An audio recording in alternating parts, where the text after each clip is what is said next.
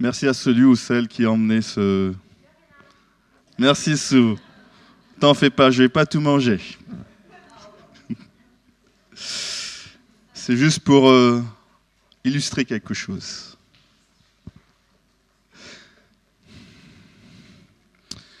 Vous savez, souvent, si... Moi, j'ai grandi dans une famille hindouiste ou hindoue. Les temps de prière, j'habitais à côté de ma tante.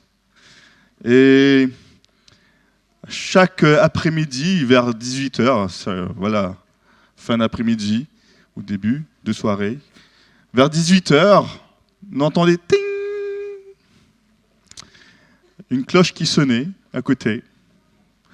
Ensuite, voilà, elle avait un petit plat rempli de fruits, de bananes, de coco, d'autres choses. Bon, là, c'est pas des fruits et des bananes de coco. Voilà. Et elle apportait cela auprès d'un autel où il y avait une statue de son Dieu. Et elle posait ça devant l'autel pour offrir ses aliments comme une offrande à son Dieu. Et pendant longtemps, je me suis dit, mais qu'est-ce qu'elle fait ? J'ai jamais compris. Après, une seule fois, il y a une grande cérémonie à l'île Maurice où tous les hindous du pays convergent vers ce qu'on appelle le lac sacré.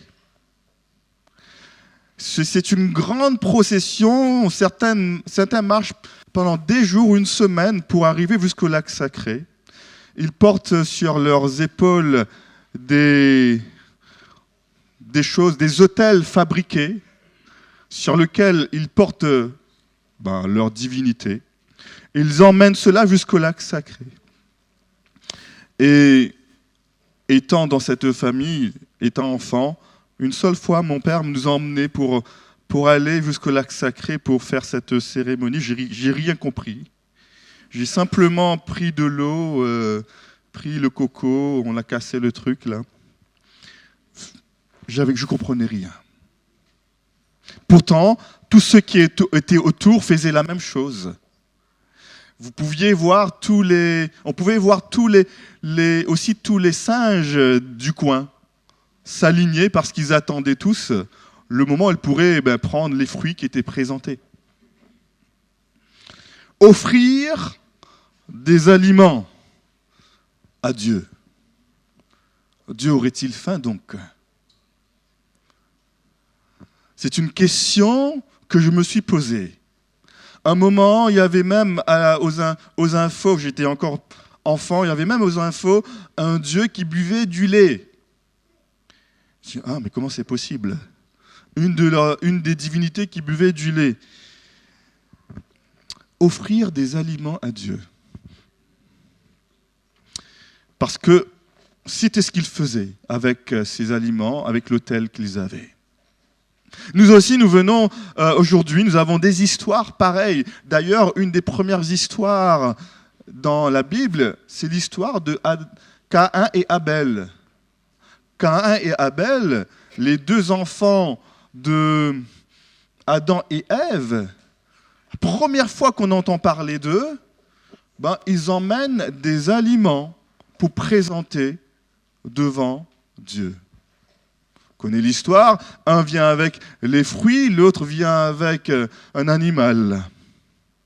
Dieu donc avait-il faim pour qu'on vienne lui présenter un animal et des fruits ? Qu'est-ce que cela signifie donc d'offrir, de présenter ces choses à Dieu ? Et quand on lit beaucoup des histoires de l'Ancien Testament, à partir de Caïn, Abel et les autres qui vont suivre, si vous avez entendu parler de Noé, celui qui, non pas notre Noé ici, mais de Noé, celui qui a construit l'arche, il va aussi faire un autel à Dieu lorsqu'il va sortir de l'arche. Ensuite, quelques années plus tard, vient Abraham. Plusieurs autels il va construire. Quel était le sens de toutes ces choses ? Ensuite, lorsque nous avançons dans l'histoire, telle que c'est présenté dans la Bible, je vais très vite ici, les autels maintenant entrent dans des temples, c'est-à-dire dans des endroits construits spécifiquement pour des autels et pour un temps de prière. Et là, dans ces temples, parfois, on offrait plusieurs animaux toute la journée. Et on se dit, mais alors, comme ça, Dieu, il a faim. C'est une faim de loup, ce Dieu qu'il a. Pourquoi donc toutes ces choses? Ce qu'on comprend simplement, c'est que les autels de l'époque étaient des tables. Aujourd'hui, nous sommes réunis ici autour d'une table. Et tout à l'heure, on va comprendre davantage qu'est-ce que cela représente. Mais ne voyons pas une table maintenant, mais voyons ici un autel. Selon Exode, le chapitre 20, Dieu va donner quelques instructions pour construire l'autel. C'est-à-dire, il fallait prendre des pierres non taillées, des pierres telles qu'elles étaient, et les mettre là pour former l'autel. Or, pour former la table sur laquelle ils allaient offrir leurs offrandes ou leurs sacrifices. Qu'est-ce que donc cela signifiait, ce rite ou ce geste-là? Donc, la Bible nous dit effectivement que pour Dieu lui-même, ces autels qu'on construisait étaient une table. On peut trouver ce texte-là dans Ézéchiel, chapitre 41, verset 22. Il dit très précisément ceci.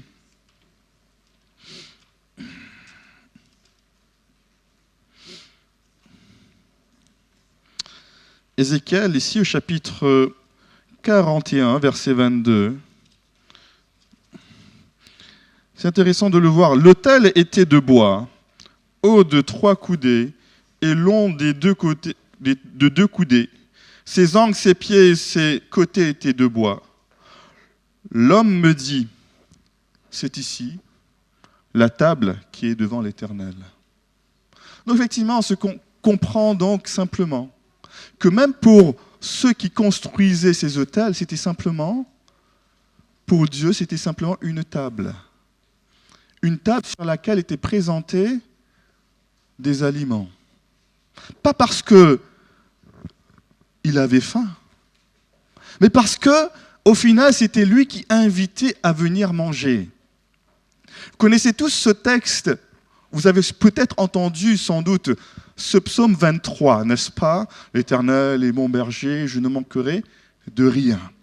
La première partie de ce psaume présente Dieu comme un berger.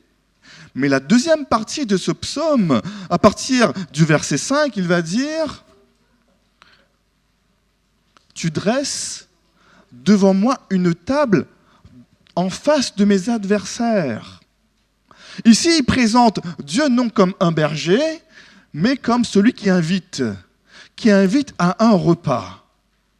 Et au final, c'est ça le symbole, une des significations de ce symbole de l'autel. C'était la table que Dieu invitait chaque personne à dresser pour que lui et cette personne, ils puissent prendre un moment ensemble pour un temps de repas.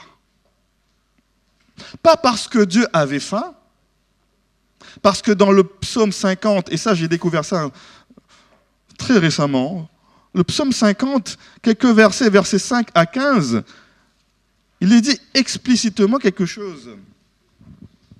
Il va dire ceci: « Rassemblez-moi les fidèles qui ont fait alliance avec moi par le sacrifice, et les cieux publieront sa justice, car c'est Dieu qui est juge.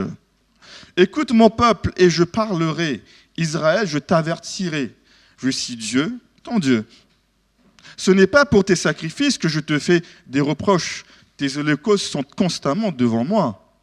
Je ne prendrai pas un taureau dans ta maison, ni des boucs dans tes bergeries, car tous les animaux des forêts sont à moi. Toutes les bêtes des montagnes sont par milliers. Je connais tous les oiseaux des montagnes, et tout ce qui se meut dans les champs m'appartient. » Et au verset 12, il va dire, si j'avais faim, Je ne te le dirai pas, car le monde est à moi et tout ce qu'il renferme. Et donc, non, Dieu n'a pas faim. Pas du tout. En tout cas, celui qui se présente dans la Bible, il n'a pas faim. C'est pas pour cela qu'il demande l'objet des sacrifices et de l'autel. C'est parce qu'au contraire, c'est lui qui nous invite à sa table. C'est lui qui nous invite à partager un moment d'intimité avec lui. Mes amis, parce qu'effectivement, normalement, une table où il y a un repas, ça devrait être un moment d'intimité. J'espère que, encore une fois, encore aujourd'hui, dans nos familles, lorsque nous prenons nos repas, nous arrivons à les prendre ensemble. Moi, je pense encore à ces jours de l'an. Lorsque venait le jour de l'an, il y avait une tradition de famille qui était là à cause ou grâce à ma grand-mère. Elle invitait tous les enfants et tous les petits-enfants chez elle. Et elle préparait le repas pour tout le monde. Et là, on se retrouvait dans la joie et dans la bonne humeur, juste pour passer ce temps ensemble. Parce qu'autour de la table, malgré les divisions qu'on pouvait avoir entre nous, que ce soit les cousins et les cousines, ou même peut-être les frères et sœurs, autour de la table, on mettait tout de côté. Et lorsque ici, dans ce texte, il nous dit que tu dresses devant moi une table, Dieu est en train de dire, mais simplement, je t'invite à avoir un moment d'intimité ensemble. Mettons tout de côté. Mettons nos ressentiments de côté. Mettons nos divisions de côté. Et selon ce qui est présenté dans la Bible, il y avait différents éléments qu'on pouvait apporter en guise d'offrande pour un sacrifice. Selon le statut social des uns et des autres, certains pouvaient apporter une colombe, d'autres pouvaient apporter des gâteaux de fleur de farine, d'autres pouvaient apporter des brebis, des agneaux, d'autres des taureaux, selon leur statut social. Mais simplement que cela représentait un temps de partage. Pas simplement un temps où je disais à Dieu, Seigneur, je reconnais, oui, mes fautes, etc. Mais où je dis à Dieu, tu sais, je sais que nous ne sommes pas toujours en accord. Nous avons des divisions, nous avons des sujets où je n'étais pas plu. Mais je te remercie de m'inviter aujourd'hui à ta table. On peut en parler, mettre toutes ces choses de côté.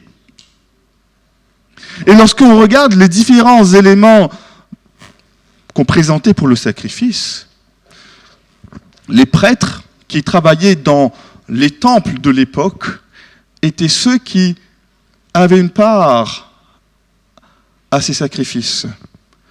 Parce qu'ils étaient entre guillemets, les représentants ou les médiateurs entre le peuple et le Dieu et le ciel.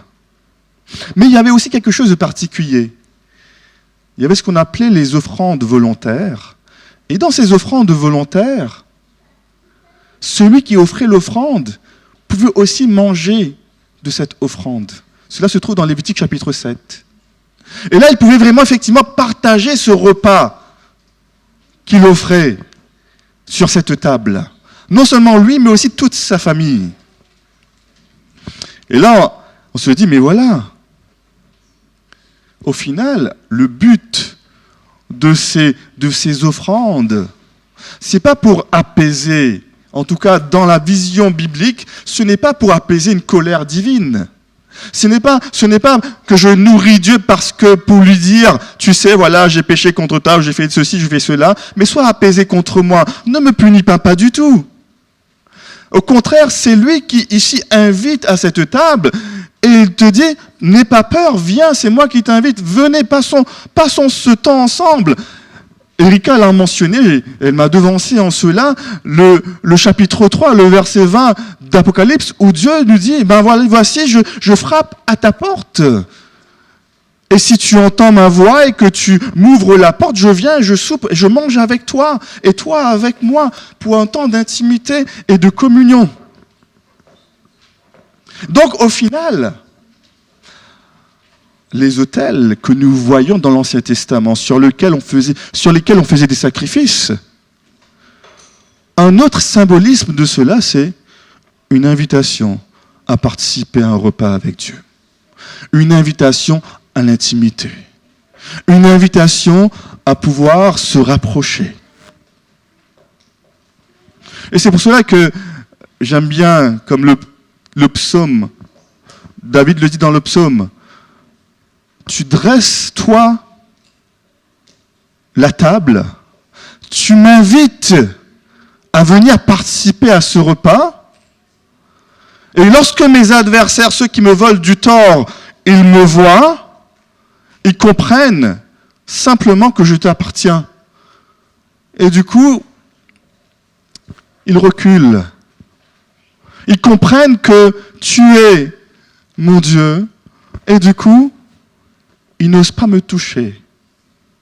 Nous, dans notre étude ce matin avec les compagnons, nous avons vu l'histoire des Gabaonites, ceux qui se sont déguisés pour faire alliance, un pacte avec les enfants d'Israël parce qu'ils avaient peur de leur Dieu. Mais au final, ces adversaires, ceux qui veulent du tort, lorsqu'ils comprennent l'amour de ce Dieu et la grandeur de ce Dieu, sans doute qu'ils seraient poussés à se dire « mais pourquoi pas moi aussi ?» Pourquoi pas moi aussi? Pourquoi est-ce que je ne peux pas participer aussi à cette fête que tu proposes? Et on comprend ainsi que lorsque Jésus se réunit ce soir-là avec ses disciples dans ce qu'on appelle la chambre haute, et que la table était dressée, cette table symbolisait cet autel sur lequel on présentait un repas pour partager avec Dieu. Et là, dans ce que Jésus va faire dans le Nouveau Testament, ce repas qu'il va partager avec ses disciples, il va vraiment transformer ce temps-là en un temps de communion. C'est pour cela que nous l'appelons ici la table de communion. Dans d'autres vocabulaires, ils utilisent l'Eucharistie. En d'autres mots, un temps d'action de grâce. Parce qu'effectivement, ce qui était représenté par ce repas, c'est un repas de reconnaissance simplement. Pourquoi être reconnaissant? Reconnaissant parce que, malgré mes égarements ou malgré parfois mes faiblesses, Dieu, il ne regarde pas toutes ces choses. Il m'invite quand même. Je suis celui qu'il veut inviter à sa table. Je suis celui avec qui il veut manger. Pas parce qu'il a faim, mais parce qu'il a vraiment envie d'avoir un lien avec chacun d'entre nous. Et c'est ainsi que les sacrifices, les offrandes vont être remplacés ici par Jésus, par le pain et le jus de raisin. Je ne sais pas si David avait tout compris déjà à l'époque. Si c'était un peu prophétiquement, de façon prophétique, si c'était pas de façon prophétique qu'il écrivait « Tu dresses devant moi une table en face de mes adversaires et ma coupe déborde. » Déjà dans ce psaume, on voit l'image de cette table qui réunit avec le Seigneur, mais aussi de cette coupe qui représente non ici la peur, mais la victoire, l'assurance. Et quand Jésus, il va présenter à ses disciples ce soir-là, ce repas, en mangeant, il va leur dire, il prend du pain, il va leur dire, voici maintenant que ce pain que vous mangez, voilà, voici la signification qu'on lui donne. Cela représente un pain de communion, un pain qui nous unit, un repas qui dit, faisons alliance, entrons dans un contrat ensemble, marchons ensemble, faisons quelques pas ensemble, peu importe nos différences, je voudrais t'inviter à marcher avec moi. De même, pour la coupe qui était remplie de jus de raisin, il va dire, allons, ceci représente aussi le gage que je serai avec toi. Le gage que, oui, il y a eu des égarements. Tu t'es éloigné. Nous nous sommes éloignés, nous avons pris de la distance. Mais moi, je suis toujours prêt à te recevoir. Le repas que nous allons partager ensemble représente aussi mon don pour toi. C'est moi qui te le donne.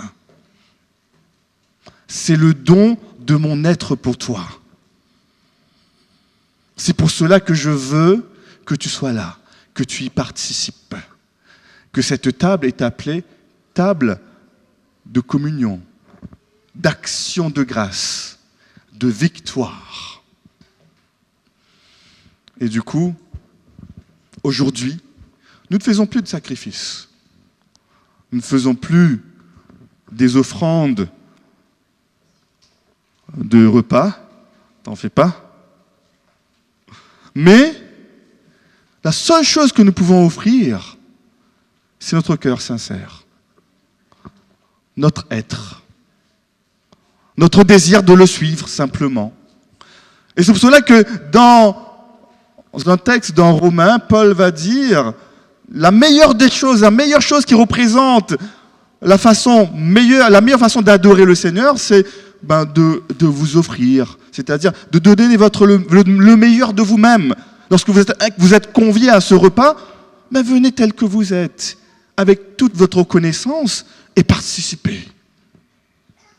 Si vous voulez prier, priez, parlez, louez, dites ce que vous avez vécu, dites votre reconnaissance, dites ce qu'il y a sur votre cœur, parce que c'est un temps d'intimité. Et dans ce temps d'intimité, il n'y a que de la joie. Il n'y a que de l'écoute, de l'entente.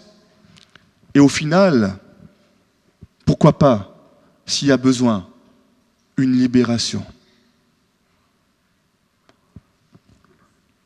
Mais pour le vivre, il faut y croire. Il y a cette histoire, je voudrais conclure dessus, de cette église qui était là, installée dans une localité, dans un endroit pendant longtemps. Pendant 30 ans, ils étaient là, ils adoraient chaque semaine.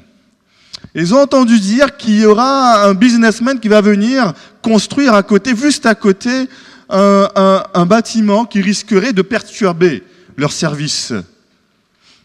Là, les membres vont dire « Ah là là, qu'est-ce qu'on va faire ?» Et ils commencent à prier. Et le soir même, il y a la foudre qui détruit le bâtiment. Quelques jours après, le propriétaire du bâtiment va mettre une action en justice contre l'Église. Et là, lorsque les membres, le responsable de la communauté ecclésiale est devant le juge, et que l'autre propriétaire du bâtiment devant le juge va dire ceci: j'ai un souci. J'ai un souci parce que je vois ici un businessman qui croit dans le miracle de Dieu, mais des membres d'église qui ne croient pas à la puissance de la prière. Parce qu'ils n'ont pas cru dans ce qu'ils ont demandé. Et simplement ceci pour illustrer que, mes amis, Dieu, il nous a simplement invités à vivre les choses simplement avec lui, autour d'un repas, autour d'une table, parce que lui, il a remporté la victoire finale. Il nous dit simplement maintenant, dans ce temps de repas, n'hésitons pas de lui dire ce qu'il y a sur notre cœur. Et de le faire avec toute conscience, avec pleine assurance, parce que celui qui nous invite, c'est celui aussi qui agira pour chacun d'entre nous. C'est pour ça que lorsque David dit « Tu dresses devant moi une table en face de mes adversaires, et ma coupe déborde », et après il dit « Oui, le bonheur et la joie m'accompagneront tous les jours de ma vie, il avait tout compris en tout cas. La signification de cette table, c'est une invitation à vivre la joie, le bonheur et vivre dans la grâce tous les jours. Donc, alors que nous allons participer dans quelques instants à cette scène, à ce repas, qui nous rappelle la promesse de Dieu, le désir de Dieu de vraiment nous accorder une communion avec lui, de nous permettre aussi d'entrer en lien les uns avec les autres,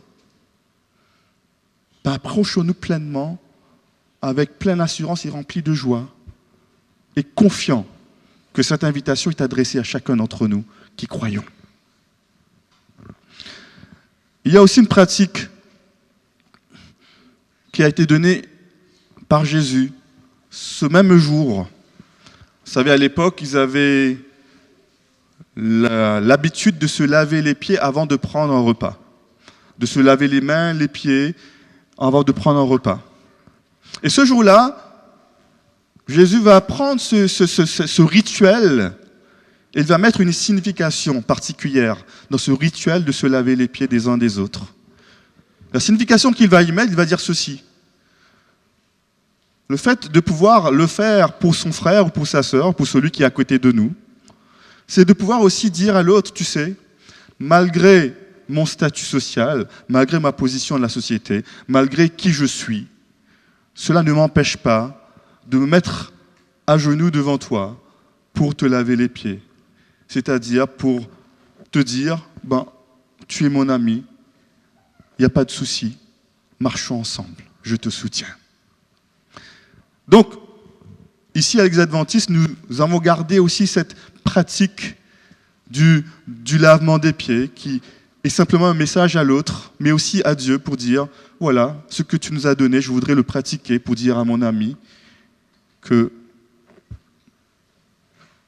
je suis qui je suis grâce à Dieu et cela ne m'empêche pas de t'aimer. Au contraire, cela m'encourage à te démontrer mon soutien et aussi ma pleine confiance. Donc ce temps de lavement des pieds est ouvert à tous ceux qui veulent le pratiquer. Il y a différentes salles qui sont attribuées à ce moment. Vous serez guidés par les différentes personnes pour pouvoir savoir où vous pouvez aller. Mais avant d'y aller, je vous invite simplement à prier pour ce moment. Seigneur, nous te remercions parce que tu nous invites ce matin à pouvoir vivre ce moment avec toi. Tu nous invites à cette table et nous y venons comme nous sommes pour recevoir de toi simplement le gage que tu nous aimes, la promesse que tu nous acceptes et aussi la promesse que ce que tu as fait pour chaque personne, tu l'as aussi fait pour chacun d'entre nous. Bénis chacun d'entre nous, nous te prions en Jésus-Christ. Amen. Voilà, nous pouvons nous séparer. C'est pour ceux qui veulent participer à ce temps de lavement des pieds dans les différentes salles qui sont attribuées à cela. Après quoi, nous reviendrons ici. Et pour les enfants, si vous voulez venir là, il y a un petit quiz qu'on va faire là. Voilà.